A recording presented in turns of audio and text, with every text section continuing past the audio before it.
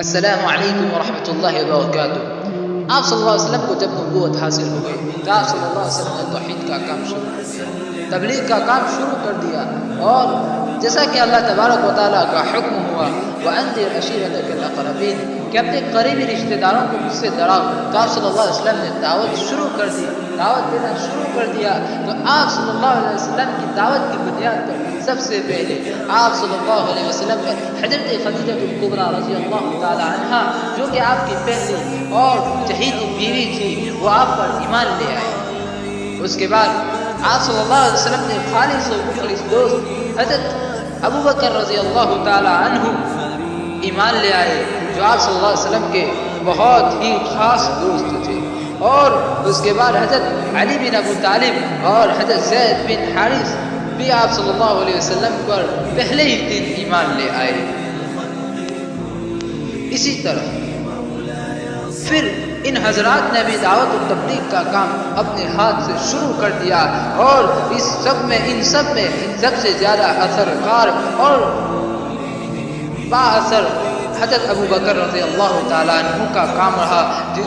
جن کی ترغیب اور اثر سے حضرت عثمان بن عفان رضی اللہ تعالیٰ عنہ، حضرت طلحہ بن عبید اللہ رضی اللہ عنہ، حضرت سعد بن ابی وقاص رضی اللہ تعالیٰ عنہ، حضرت عبد الرحمن بن عوف رضی اللہ تعالیٰ عنہ، حضرت زبیر بن العوام رضی اللہ تعالیٰ عنہ وغیرہ ایمان میں داخل ہو گئے۔ اسی طرح اور بھی بہت سے حضرات اس دعوت کی بنیاد پر اسلام کے اندر داخل ہو گئے اور شرف میں اسلام ہو گئے۔ اسی طرح دعوت و تبلیغ کا کام چلتا رہا، اور دھیرے دھیرے آہستہ آہستہ لوگ اسلام کے اندر داخل ہونے لگے۔ ایک مرتبہ آپ صلی اللہ علیہ وسلم اور حضرت علی بن ابی طالب رضی اللہ تعالی عنہ ایک گادی کے اندر نماز پڑھ رہے تھے۔ اسی بیچ میں حضرت ابو طالب اسی جگہ پر آپ پہنچتے ہیں اور چپکے سے آپ صلی اللہ علیہ وسلم اور اپنے بیٹے علی کو دیکھتے ہیں، پھر پوچھتے ہیں کیا یہ وہی مذہب ہے جس کو تم نے اختیار کیا ہے؟ تو آپ صلی اللہ علیہ وسلم کہتے ہیں یہ دین ابراہیمی ہے،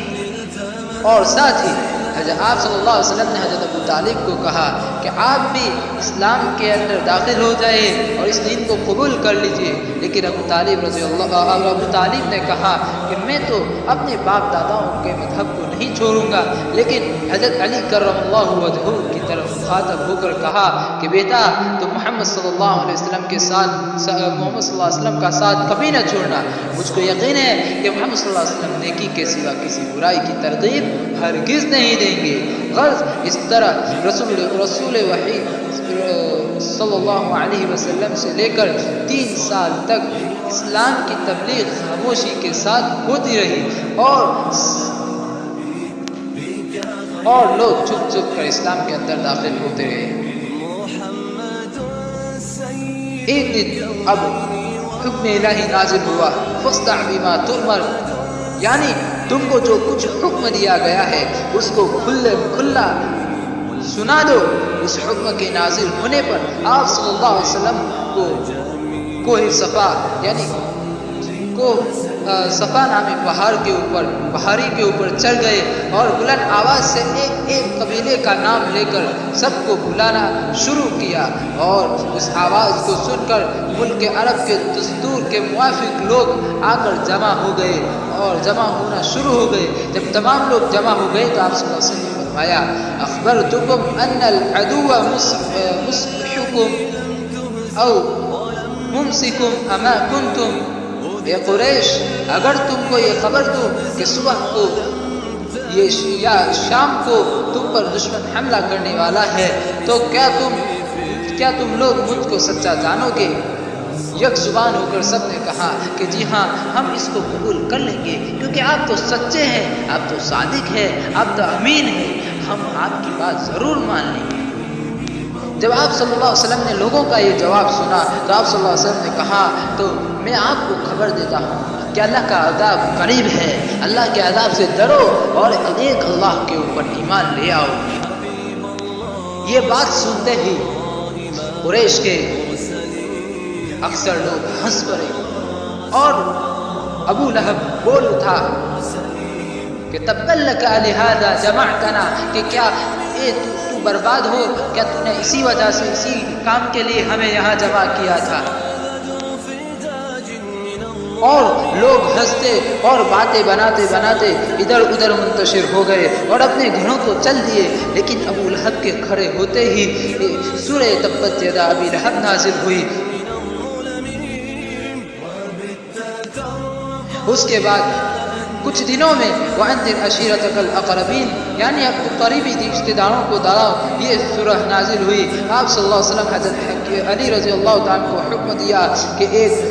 ضیافت کا انتظام کرو، چنانچہ انہوں نے ضیافت یعنی مہمانی کا انتظام کیا اور آپ صلی اللہ علیہ وسلم نے اپنے قریبی رشتہ داروں کو دعوت دی۔ 40 کے قریب آپ صلی اللہ علیہ وسلم کے رشتہ دار آئے۔ جب سب کھانا کھا چکے تو آپ صلی اللہ علیہ وسلم نے کچھ تقریر فرمانا چاہی، مگر ابو لہب نے ایسی بیہودہ باتیں شروع کر دی کہ آپ صلی اللہ علیہ وسلم کو تقریر کا موقع نہ ملا اور لوگ منتشر ہو گئے۔ دوسرے روز آپ صلی اللہ علیہ وسلم نے پھر ضیافت کا انتظام کیا اور اپنے رشتہ داروں کو پھر بلایا۔ جب سب کھانا کھا چکے تو آپ صلی اللہ علیہ وسلم نے ان کو اس طرح مخاطب کیا، دیکھو میں تمہاری طرف وہ بات لے کر آیا کہ جس سے زیادہ اچھی بات کوئی اور نہیں ہو سکتی، اور اپنے قبیلے میں سے کوئی شخص تمہارے پاس ایسی بات لے کر نہیں آیا ہوگا، بتاؤ اس کام میں کون میرا مددگار ہوگا؟ یہ سن کر سب خاموش تھے، کسی نے کوئی جواب نہیں دیا، لیکن حضرت علی کرم اللہ وجہہ کھڑے ہو گئے اور انہوں نے فرمایا اگرچہ میں کمزور ہوں، میں سب سے چھوٹا ہوں، مگر میں آپ کا ساتھ کبھی بھی نہیں چھوڑوں گا۔ یہ سن کر سب ہنس پڑے اور مذاق اڑاتے ہوئے چل دیے۔ تو یہ تھا واقعہ کوہ صفا کا واقعہ، جو کہ آج کے سوال میں پوچھا گیا تھا۔ تو اسی کوہ صفا کے موقع پر آپ صلی اللہ علیہ وسلم کے اوپر تبت یدا ابی لہب نازل ہوئی کہ آپ صلی اللہ علیہ وسلم کو ابو لہب نے بد دعا دی تھی کہ تو برباد ہو، تبت لک لہذا جمعتنا، تو برباد ہو، تو نے اسی لیے ہم کو یہاں بلایا تھا۔ تو اللہ تبارک و تعالیٰ نے یہ پسند نہیں کیا، اللہ تبارک و تعالیٰ نے یہ پسند نہیں کیا کہ میرا نبی